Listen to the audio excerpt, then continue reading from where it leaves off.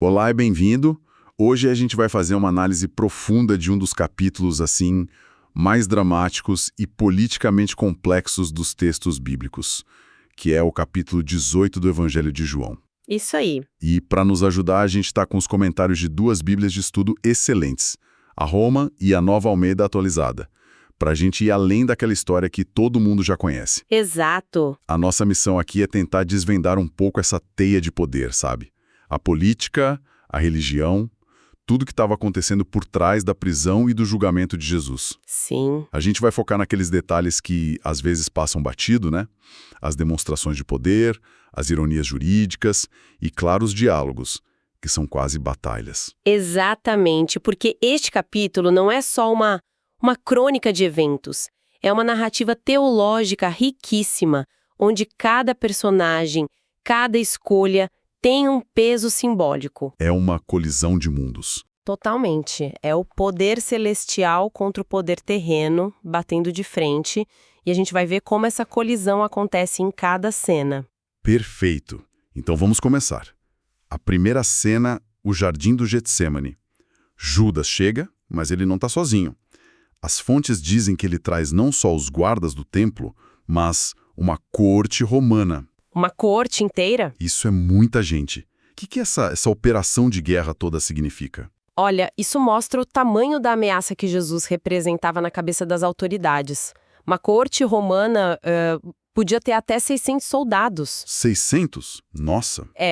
Mesmo que fosse uma fração disso, a presença de soldados romanos ali junto com a polícia do templo é um sinal claríssimo de cooperação no mais alto nível. Entendi. Eles não viam Jesus como um pregador qualquer. Para eles, Jesus era uma ameaça à segurança nacional, sabe? Alguém que podia começar uma revolta bem no meio da Páscoa. A época mais volátil do ano. Exato, a mais perigosa para Roma. E mesmo com essa força toda na frente dele, a atitude de Jesus é surpreendente. Ele que vai ao encontro deles e pergunta: a quem vocês estão procurando? Ele toma a iniciativa. E quando respondem a Jesus, o Nazareno, ele diz só duas palavras: sou eu. E aí o texto diz que os soldados recuam e caem. Por que isso? Por que uma afirmação tão simples teria esse efeito físico? Quase uma onda de choque. Então, essa é a chave da cena toda. No grego original, a frase é ego eimi.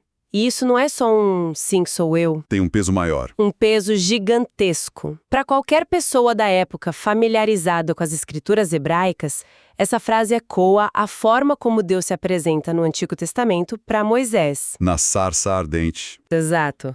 É uma declaração de divindade, uma manifestação de poder. A reação dos soldados não é só surpresa, é uma reação involuntária diante de uma autoridade que eles não entendem. Então o ponto do autor é... O ponto é, Jesus não está sendo capturado como uma vítima. Ele está se entregando. Ele tem o controle absoluto da situação. Que contraste impressionante.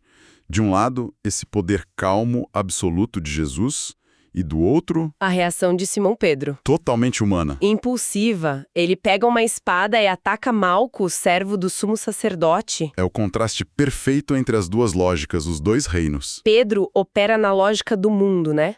Ameaça se combate com violência, a gente protege quem ama com a força. É uma lealdade que a gente entende. Claro, mas Jesus o repreende na hora. A pergunta que ele faz, não beberei o cálice que o Pai me deu, redefine tudo. O cálice sendo o destino dele. Isso. Ele está dizendo que a missão dele não vai ser cumprida com espadas, mas com submissão a um plano maior, mesmo que esse plano inclua o sofrimento. Ele aceita o cálice. E essa tensão entre os dois tipos de poder só aumenta. Depois da prisão, o caminho que eles tomam é bem político, né? Não levam ele direto para a autoridade máxima, o sumo sacerdote Caifás. Não, eles fazem uma parada antes. Um desvio estratégico. Exato. E esse desvio revela muito sobre a política da época. Eles o levam primeiro para Anás. Que era sogro de Caifás. Isso. Anás tinha sido o sumo sacerdote, mas foi deposto pelos romanos. Só que nos bastidores, ele continuava sendo o verdadeiro poder. O patriarca de uma dinastia sacerdotal riquíssima, super corrupta, que controlava o templo. O poderoso chefão. Basicamente. Levar Jesus a ele primeiro foi uma espécie de audiência preliminar, um acerto de contas político. Anás tinha que dar o aval antes do julgamento oficial. E nesse interrogatório de bastidores, Anás pergunta sobre os discípulos e a doutrina. A resposta de Jesus é um desafio direto. É genial. Ele basicamente diz: eu sempre falei abertamente, no templo, nas sinagogas. Pergunta para quem me ouviu. Por que a pergunta é para mim? É quase uma auditoria do processo ilegal deles. Totalmente. Jesus está expondo a farsa do processo. Pela lei judaica, um julgamento precisava de testemunhas, a acusação tinha que ser provada. E ele joga isso na cara deles. Ele inverte a lógica e diz: meu ensino é público. Se tem algo errado, tragam as testemunhas. Ele exige um processo justo, e a resposta que ele recebe não é um argumento, é uma bofetada. A violência no lugar da justiça. Não tinha base legal. E a ironia fica ainda maior com o que acontece do lado de fora, enquanto Jesus está lá dentro, sob pressão, afirmando a identidade dele. Do lado de fora, no pátio, Pedro está enfrentando o próprio teste. E faz o oposto. A justa posição é dolorosa. É genial e dolorosa. Lá dentro, Jesus enfrenta a maior autoridade religiosa e não recua. Aqui fora, Pedro, o discípulo mais próximo, desmorona com a pergunta de uma simples serva. Nega 3 vezes. 3 vezes. É um retrato muito poderoso da fragilidade humana, sabe? Mostra como, sob pressão, até o mais convicto pode falhar. Jesus se mantém firme como a rocha. E Pedro, que significa rocha, se desfaz. Exatamente. Vira areia. A cena então muda de novo. O julgamento religioso e informal acaba e eles levam Jesus para o palco principal do poder em Jerusalém, o pretório, a sede de Pôncio Pilatos. O governador romano. E aqui acontece uma das coisas mais bizarras de toda a história. Os líderes judeus que arquitetaram tudo se recusam a entrar no prédio. Sim, e a razão que eles dão é de uma ironia cortante. Falam que é para não se contaminarem e poderem comer a Páscoa. Pensa nisso. Eles estão manipulando a justiça, subornando gente, exigindo a pena de morte para um inocente, mas a grande preocupação é com a pureza cerimonial. É inacreditável. Não pisar num chão considerado pagão. Eles estão mergulhados na contaminação moral, mas obcecados com um detalhe de ritual. É o exemplo clássico de como o legalismo pode cegar as pessoas para a verdadeira justiça. Eles coam um mosquito e engolem um camelo. Então Pilatos, o administrador romano pragmático, tem que sair para falar com eles. Depois de um bate-boca, ele leva Jesus para dentro para um interrogatório particular. E a pergunta dele é direta, política. Você é o rei dos judeus? Exato.